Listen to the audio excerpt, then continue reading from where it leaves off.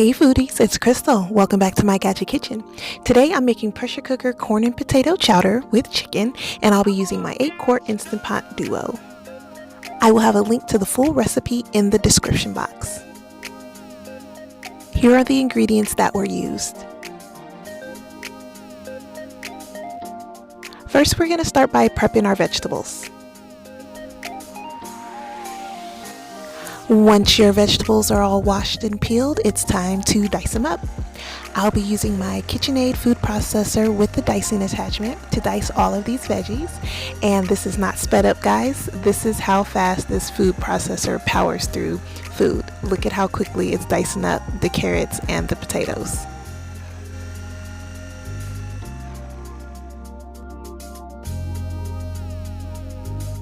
This literally took seconds.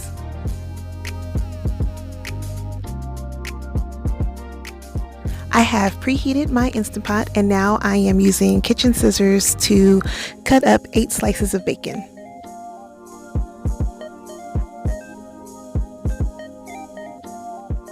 I cooked the bacon until it was nice and crispy and let it drain on a paper towel.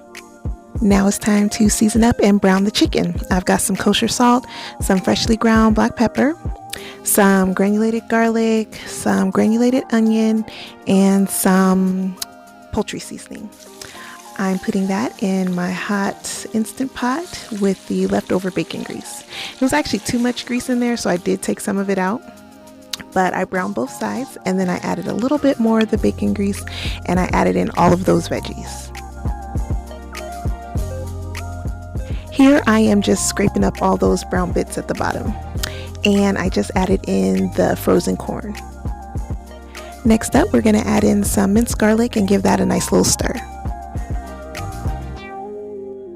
Now it's time to season the veggies. We've got some kosher salt, some freshly ground black pepper, some cayenne pepper, and then I added in some granulated garlic and some flour. Once everything is mixed in, it's time to add in the chicken stock and the chicken breast. I made sure the chicken was completely submerged in the liquid, and then I added some fresh thyme.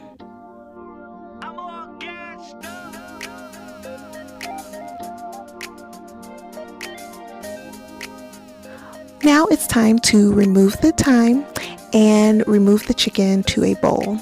I am shredding the chicken using my KitchenAid hand mixer.